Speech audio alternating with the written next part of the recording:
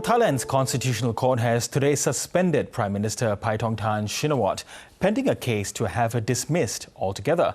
She's been accused of dishonesty and breaching ethical standards after a phone conversation she had with Cambodia's influential former leader Hun Sen was leaked, as the two countries were locked in a bitter border dispute. Ms Shinawatra has apologized for her actions and accepts the court's decision.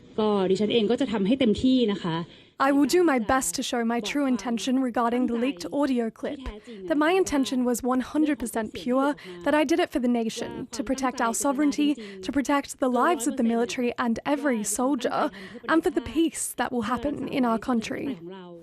Let's get more on this with Petra Alderman, manager of the Swee Hock Southeast Asia Centre at the London School of Economics and Political Science.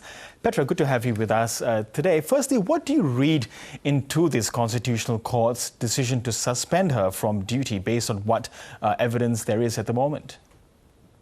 Thank you, Garish, for inviting me. Well, this is basically just the beginning. The fact that the court accepted it, it means that she's not off the hook.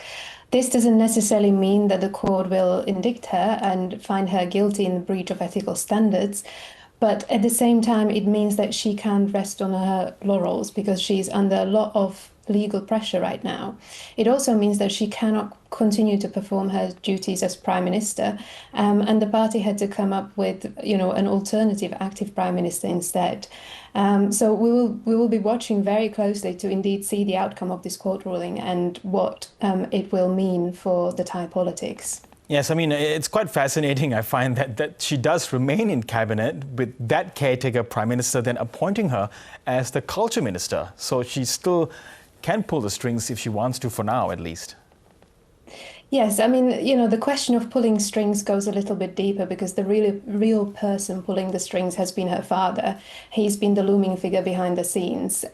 Yes, I think the move in the cabinet reshuffle to give her for her to take over the culture portfolio has been a move to try and keep her in on the action. I think there might be some discussion over the coming days whether indeed somebody who's been suspended on ethical breach can continue to play a role in the cabinet. So I think we might, have a little bit of a discussion there, or see a little bit of a discussion there in Thailand to see whether she could indeed continue. But yes, you're right, it has been put in place for that very reason, so that she can still take part in cabinet meetings and be very much involved in politics. Yes, Petra, can you tell us now what happens next as far as this case seeking to dismiss her is concerned? Right, yes. So I think that there will be a period of 15 days when she can present some kind of evidence to support herself and to support her case. And then it will very much depend on the ruling of the court. I mean, the fact that the court accepted this, as I said before, means that she's not off the hook. The way the court accepted it as well, the Constitutional Court has 9 judges. It was 7 in favour, 2 against. That doesn't seem very, it's not looking very good for her in this instance. We will see whether the court makes a decision for her to, keep on going as a Prime Minister. If they don't find any grounds for ethical mismanagement, she will be able to continue. If they do find her guilty of ethical mismanagement, she will be suspended, and we will go back to the selecting of a new Thai Prime Minister. Yes, and can you speak of the stability of her government at the moment? I mean, she has reshuffled. There's been a bit of a reshuffle in the cabinet as well. Will that be enough for now to stabilize? Because Thailand is undergoing some sense of economic upheaval, not to mention what caused this in the first place, that border dispute with with Cambodia. Yeah, indeed. I mean, it's not really an easy situation to be in. And I think she's facing pressures on so many different fronts that, a temporary survival is really just a temporary, and we will see how long she can cling on, really. With the coalition partners, obviously one of the coalition partners who was the larger partner in her coalition left when the audio clip was leaked. She now has a relatively thin majority, but it's a majority nevertheless.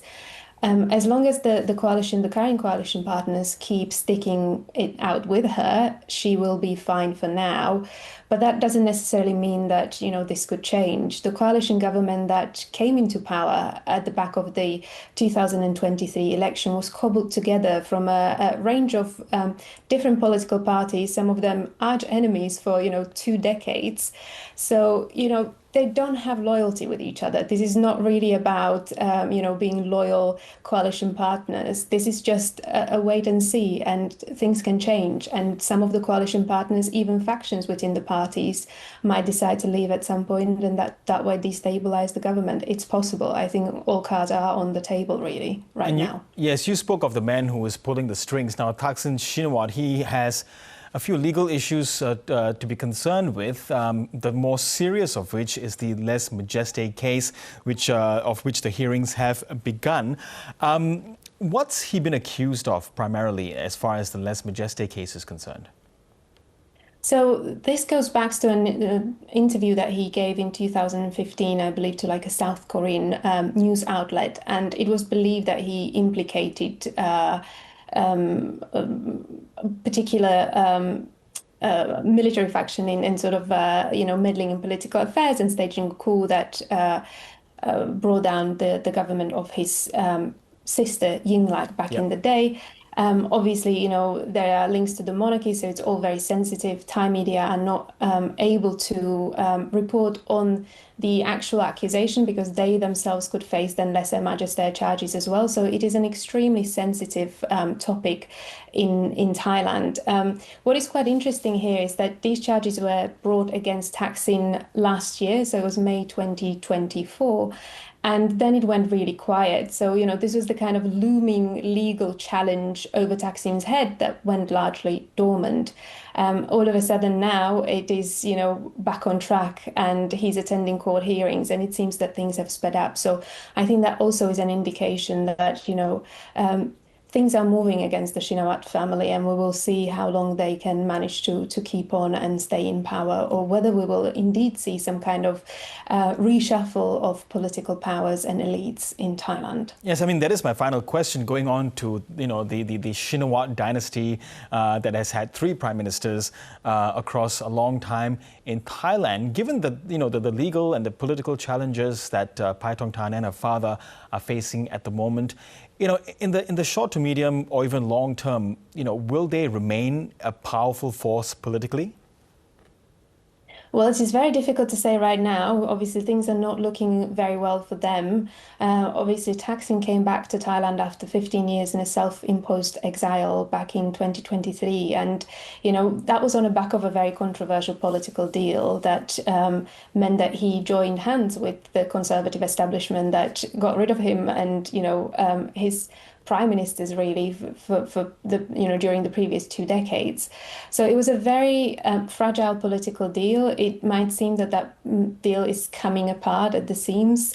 We don't know yet to what extent it will sort of unfold and unravel over the coming days. But it is possible that this might be the end of the Shinawatra political sort of dynasty in Thailand and their ability to be involved in politics.